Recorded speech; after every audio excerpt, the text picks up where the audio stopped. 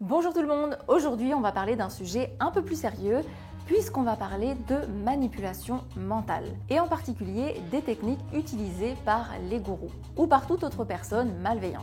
Évidemment, le gourou ne se balade pas avec sa pancarte de gourou et donc pour le repérer, c'est pas toujours évident. D'autant plus qu'aujourd'hui, il est capable de s'infiltrer dans plusieurs secteurs, que ce soit le champ de la santé et des soins thérapeutiques, du bien-être, du développement personnel ou du développement spirituel, ou même d'ailleurs dans des formations dites professionnelles. Mais bien que les formes changent, les sectes et les gourous procèdent toujours de la même manière. C'est pourquoi je vais vous révéler 3 techniques pour vous aider à mieux les détecter et surtout à les éviter. Alors vous allez tout savoir et ça commence maintenant.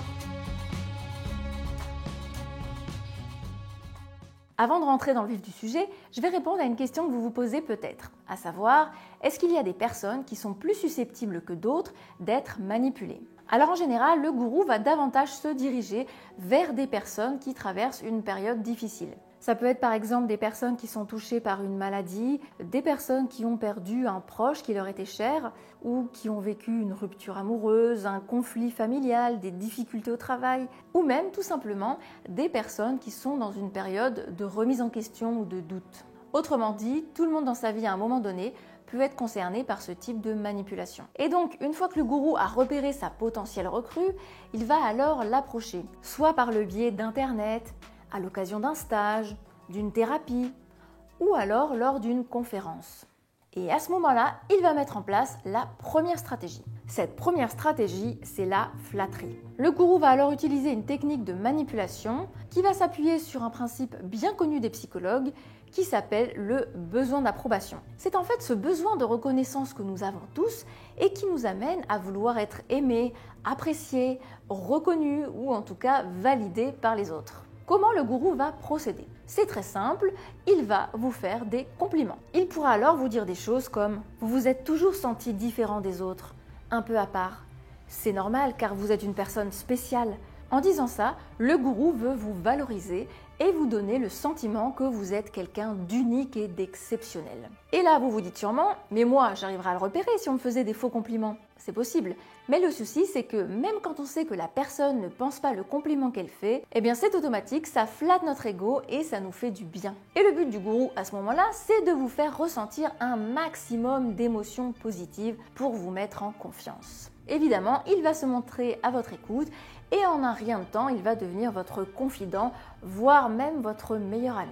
Une fois qu'il a créé ce lien fort avec vous, il va vous faire une promesse. La promesse d'un monde meilleur. Alors oui, ça fait un peu cliché dit comme ça, mais le gourou va commencer à vous faire des promesses exagérées. Par exemple, il va vous parler d'une nouvelle thérapie qui fait des miracles ou d'une technique qui permet d'évoluer spirituellement. Ou encore, il peut vous proposer de rejoindre un groupe avec lequel vous allez construire un monde meilleur. En résumé, il vous promet un changement positif qui va transformer votre vie. Alors évidemment, le gourou ne va pas vous dire les choses de façon aussi directe, il va procéder de façon plus subtile afin d'éviter d'éveiller vos soupçons. Et surtout, il va utiliser une deuxième technique très puissante, c'est l'isolement. Maintenant, le gourou va chercher à vous isoler du monde extérieur. Il va vouloir vous couper de vos amis, de votre famille, de tous les gens qui vous sont proches. Il va vous faire comprendre que vous ne pouvez pas vous fier à votre entourage. Par exemple, le gourou peut être amené à vous dire « Si tes amis réagissent comme ça, c'est parce qu'ils sont jaloux de toi. Est-ce que vraiment tu penses que tu peux compter sur ta famille ? Quand tu te sentais mal, est-ce qu'elle était là pour t'aider ?» L'intention du gourou est très claire, il veut couper tous les liens que vous avez avec votre entourage. Pourquoi ? Eh bien parce que si vous vous éloignez de votre famille et de vos amis, ce sera beaucoup plus facile pour lui de vous manipuler et d'insérer dans votre esprit de nouvelles idées. Et c'est maintenant qu'on arrive à la troisième technique de manipulation. Cette technique, c'est l'hypercontrôle. À ce stade, l'objectif du gourou est de réussir à contrôler votre façon de penser et votre façon d'agir. Avant d'en arriver là, le gourou en général vous a convaincu que vous pouviez accéder à un monde meilleur ou en tout cas trouver le changement dont vous avez besoin. Mais pour accéder à ce nouveau changement, à cette solution, vous allez devoir faire des choix. Vous allez devoir faire des sacrifices. Pour mieux vous faire adhérer à son système de pensée, à ses croyances, à son idéologie, il va vous demander de quitter votre ancien système de pensée. Et pour cela, il va utiliser différentes techniques pour s'adapter à la personne qu'il a en face de lui. Il peut par exemple vous présenter les choses en utilisant des références que vous connaissez bien. The Matrix is everywhere. It is all around us. It is the world that has been pulled over your eyes to blind you from the truth. En gros, le message qu'il veut vous faire passer, tout ce qu'il dit est bon et vrai, et tout ce que les autres peuvent dire est mauvais et faux. Et ça, c'est une idéologie que vous allez retrouver dans tous les groupes sectaires et qui s'appelle le rejet du monde extérieur. Une fois que le gourou vous a fait adhérer à son idéologie, il va avoir un nouveau challenge à relever. Il va devoir vous garder sous son emprise. Mais qu'à cela ne tienne, il a une technique pour ça, une technique redoutable. Il va insérer du doute dans votre esprit. Il va vous faire douter de plus en plus de vous, jusqu'à ne plus avoir confiance en vos propres jugements. Pourquoi le doute est une stratégie puissante?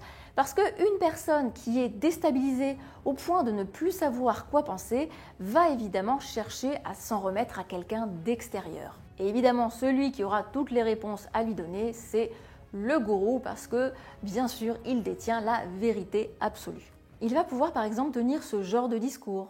Arrête de te poser des questions, tu es beaucoup trop dans le mental. Ne demande pas l'avis de tes amis, ils ne te diront pas la vérité. Ne consulte pas les sources d'informations extérieures, tu sais bien que la société nous ment. Progressivement, le gourou va contrôler les comportements, les relations, la sexualité, les choix de vie de la personne qu'il veut recruter. Si on est victime de ce type de personne, on va avoir au fil du temps de moins en moins de liberté et de plus en plus d'obligations. Évidemment, ces obligations n'ont qu'un seul but, servir les besoins du gourou ou de son groupe parce qu'ils passeront toujours avant les vôtres. Voilà, maintenant vous connaissez 3 techniques utilisées par les gourous et pour vous en souvenir, je vais vous donner un petit moyen mémotechnique. J'ai appelé cette astuce la méthode FIC. F comme flatter, car c'est la première chose que le gourou va faire pour vous approcher plus facilement. I comme isoler, parce que le gourou va faire en sorte que vous coupiez les liens avec les autres, évidemment en les critiquant et en vous faisant douter de vous-même. C comme contrôler, car il va vous dire ce que vous devez penser et comment vous devez vous comporter. Si ces 3 conditions sont réunies, méfiez-vous, vous êtes peut-être victime d'une manipulation mentale. Et si vous voulez plus d'informations, n'hésitez pas à lire les liens que j'ai mis dans la description. Cette vidéo est maintenant terminée, je vous remercie d'être resté jusqu'au bout et moi je vous dis à très bientôt.